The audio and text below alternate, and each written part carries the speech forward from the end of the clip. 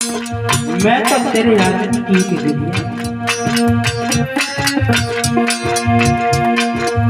मैं बुढ़िया तेरे आंगन की,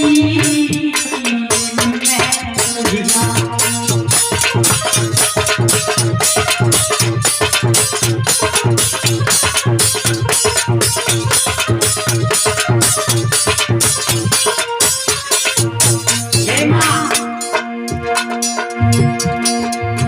मैया मेरी क्यों रोती है, पेट पर आया होती है।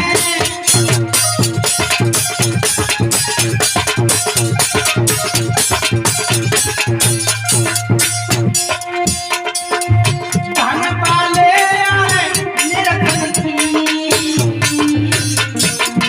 मैं बुढ़िया तेरे आंगन की।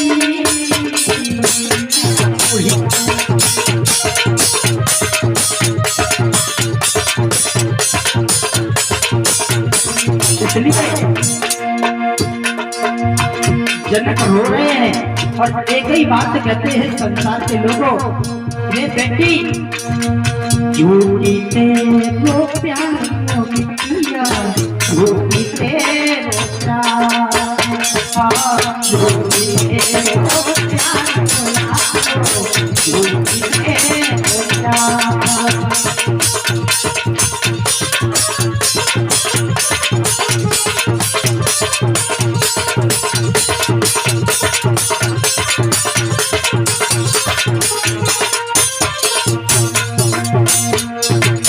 झूठी तेरो प्यार को किया, झूठी तेरो प्यार, झूठी तेरो प्यार को, झूठी तेरो प्यार।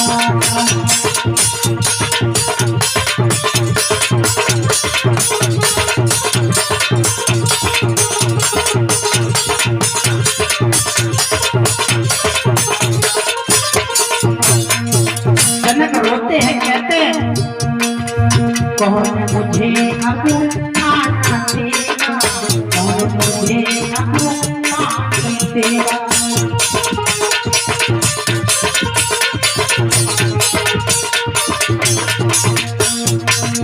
कौन मुझे अब खाना देगा, कौन मुझे अब पानी देगा।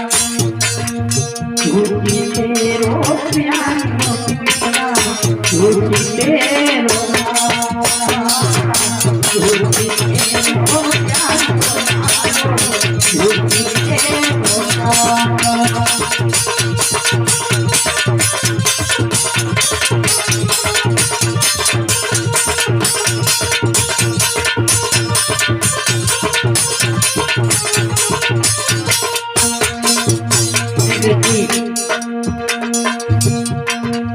इसलिए जनक संदेश देते हैं दुनिया के लोगों, बेटी की शादी करें और बेटी जो मांगे या ना मांगे, मांगने से पहले ही उसे दे दे, क्योंकि भविष्य में आप या भाई कभी भी जाएंगे और बेटियों को देने की कोशिश करेंगे तो बेटियां मना जरूर कर देंगी, ये कहेंगी रहने तो मेरे पास रहे, इतना बड़ा दिल होता है देवी। झूठी तेरो प्यार को किया, झूठी तेरो प्यार, झूठी तेरो प्यार को, झूठी तेरो प्यार, झूठी तेरो प्यार को किया, झूठी तेरो प्यार।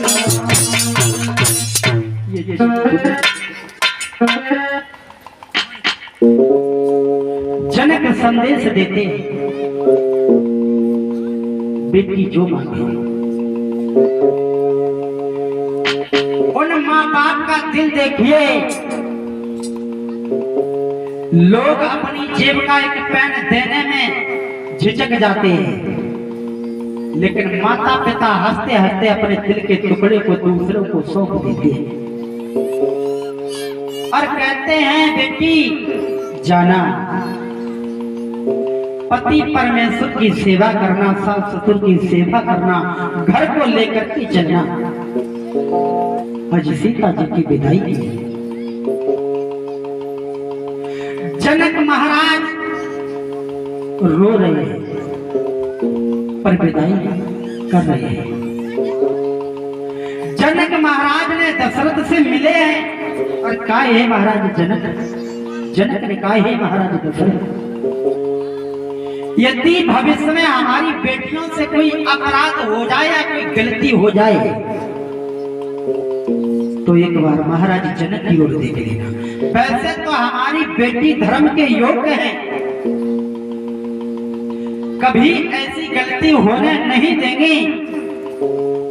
पर महाराज दशरथ उन बेटियों को बेटी ही मानते हैं और जनक से कहते जनक मेरे तो सौभाग्य है पर तेरे अभाग्य है तो तेरे घर में एक नहीं चार बेटी हुई। जनक तुमने यदि हमें बेटियां दे दी हैं तो सर्वस्व अपना दे दिया है और हमें कुछ चीज की जरूरत नहीं है। भैया बिन मांगे ही जनक ने महाराज ने बहुत धन दिया है अपनी बेटियों के विवाह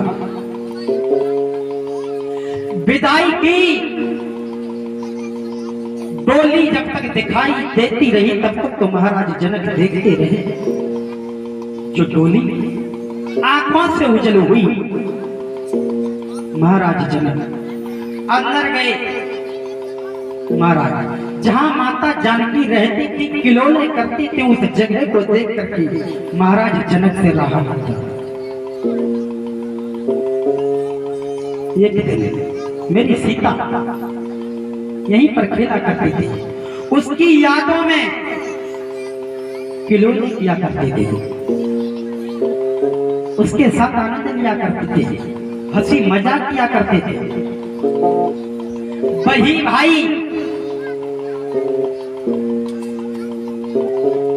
फपक फपक कर रोता है। वैसे भाई बहन कुत्ता और चूहे की तरह लगते हैं, लेकिन विदाई का समय आता है ना तो बहन फपक फपक कर रोती है भाई के साथ। भैया इन देवियों का दिल देखिए, माता पिता भाई जिस खूंटे में इन्हें बांध देती हैं ये बेटियां बंद करके रह जाती हैं। जो अच्छी बेटियां हैं वो तो कभी शिकायत भी नहीं करती हैं कि मैं सुकून में हूं या नहीं हूं। मजबूरी पड़ने पर समस्या आने पर भी वो अपनी समस्या का हल करती। भैया इस प्रकार से महाराज जनक ने अपनी बेटियों की विदाई की और विदाई करने के बाद में जनक महलों में चले गए। महाराज दशरथ बारात को लेकर के अयोध्या में आए हैं तो तीनों रानियों ने बड़ी खुशी मनाई है, उन बहुओं की आरती को उतारा है। इस प्रकार से राम जी का ही नहीं भैया चारों भाइयों का विवाह हुआ। अयोध्या में खुशी ही खुशी मनाई जा रही है। अयोध्या में तो खुशी मनाई जा रही है, एक नहीं चार बहुएं हैं। लेकिन भैया जहां ज्यादा खुशी आ जाए ना, जहां ज्यादा खुशियां आती हैं वहां पर दुख का अंबार भी टूटने वाला होता है। यदि हमारा जीवन सुख में बीत रहा है तो समझ लो भगवान की कृपा है और उस कृपा का प्रसाद बांटते रहिएगा, अन्यथा जीवन में दुख का पहाड़ टूटा तो संभाल नहीं पाओगे। जब तक सुख में है तो सुख का वैभव और धन का वैभव थोड़ा धन धर्म करते रहिएगा। महाराज यदि दुख का पहाड़ टूटा तो फिर पता नहीं कि क्या जमीन ले बैठे कि क्या क्या ले बैठे, आपको अरबपति से खाकपति में मिला दे। इसलिए होशियार रहिएगा, क्योंकि चिंता वो करें जो जिसका समय अच्छा चल रहा है और जिसका समय दुख में बीत रहा, उसे चिंता करने की बात नहीं। वो तो अच्छा कर भी रहा और आगे होगा क्या। अभी दिन है तो रात होगी और रात है तो फिर दिन होगा। यदि हमारे जीवन में सुख चल रहा है ना तो ऐसे कोई काम ना करें जिससे दुख का आभास हो या दुख की जागृति हो। अच्छे समय पे करते रहिएगा। यदि नहीं किया और दुख ने घेर लिया तो दुख पता नहीं कहां पे सांस ले और क्या कर बैठे। यदि भगवान ने अच्छा समय दिया है तो अच्छे से रहिएगा। श्री सुखदेव जी कहते हैं उत्तरानंदन परीक्षित इस प्रकार से चारों भाइयों का विवाह हुआ। भैया धीरे धीरे महलों में खुशियां मनाई जा रही हैं, पर चर्चा बहुत बड़ी हो गई है कि राम जी को राजा बनाया जाएगा। अब तो महाराज दशरथ का पूरे अयोध्या में जय जयकार हो रही है, लेकिन होने को कुछ ही मंजूर और है।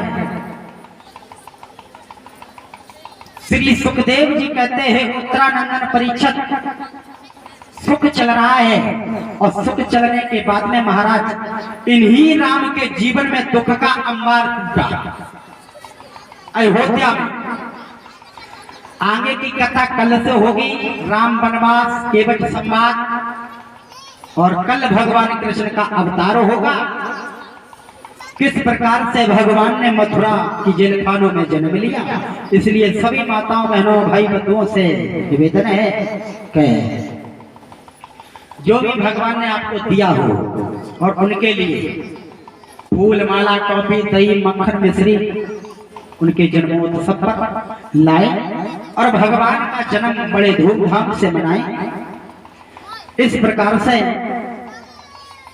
ये कथा यहीं पर संपन्न होती है और आगे की कथाएं कल से आप सभी भक्त लोग श्रवण करेंगे। बोल गोविंद भगवान की, बोलिए आनंद कंद भगवान की। अब जैसे भी थोड़ा झूमना हो, रोज सिखा रोज कम से कम 50 गाली देते हैं।